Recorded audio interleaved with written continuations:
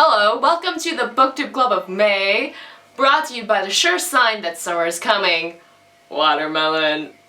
I haven't filmed one of these in ages, and by ages, in terms of internet years, that's like forever, like it's obsolete. We're out. I'm old. I know. But May, sadly, is the first month in this year where I read acceptable amount of books. Not saying that there is such a thing as acceptable amount of books, but acceptable amount of books for this kind of a video. So we will share our reading month together. I'll tell you what I read. You please tell me what you read. If you read the same thing, let's discuss down below. So let's start. The first book that I read this month is The Crown by Kiera. It is the last book, I hope, in the selection series. It follows America's daughter Adolin on her road to her selection. If you haven't read the first trilogy, oops, spoilers! I did an extensive review for this book. I will link it down below, but extensive is a relative term when it comes to that video and that book. They're kind of just like guilty pleasures. This book was missing, definitely missing that guilty pleasure element, so it kind of just fell through for me. Should there ever be more books in this series, cut. Because seriously, I just can't be bothered anymore. If you're wondering why my selection videos are so subpar, they kind of started out just as a venting and ranting platform, and then it just kind of turned into ha ha ha ha ha, there's a new book, let's make fun of it. Don't expect quality content. But if you want me to brain puke about other series, just give me a shout. The next book that I read was The Yoga of Max's Discontent by Karan, Bajaj, and the story basically follows down that line as you would expect with a title like The Yoga of Max's Discontent. It's about spirituality, about finding your path, but it's not like one of those hippie, ethereal books. It has a solid story behind it. It's about Max.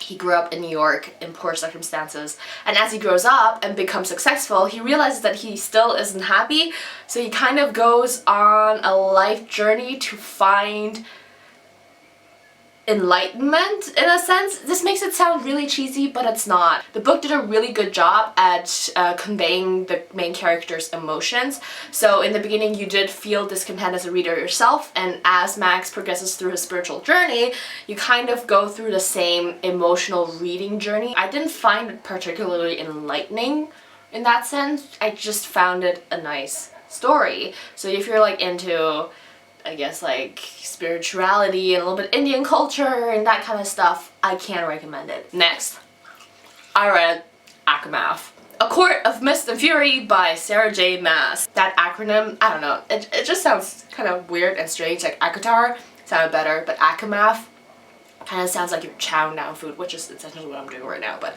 kind of sounds like math. Queen of Shadows and ACOTAR. I liked both stories. Nobody's denying that Sarah J. Maas is not a great storyteller, because she is.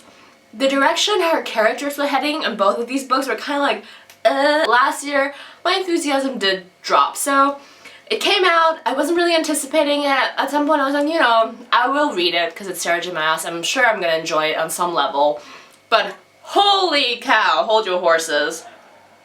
This book was great, and I'm currently still suffering through the greatest book hangover.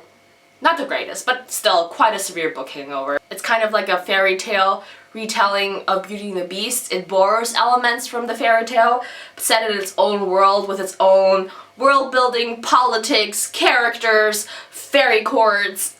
It's awesome. The first third of the book was really angsty, especially Tamlin and sarcastic reading Jenny was making unparalleled comparisons to Twilight, but once the story reached a certain point, it was just like bam, bam, bam. Oh my god, this is awesome, and I cannot wait for the last book because Fira is gonna kick ass. And the last book that I read in May is The Unexpected Everything by Morgan Matson, and I love Morgan Matson because she writes YA contemporary. It follows traditional tropes, you know.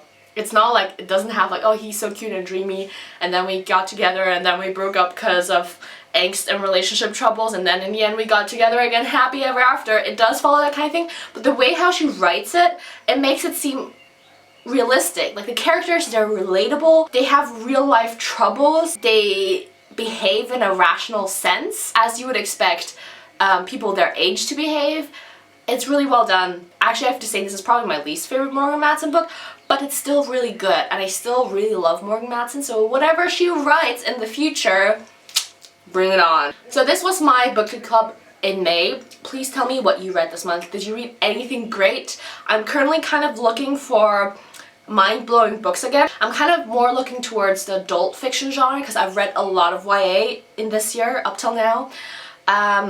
Yeah, if you have read any of the books that I discussed, please tell me what you thought about them, and yeah, that's it.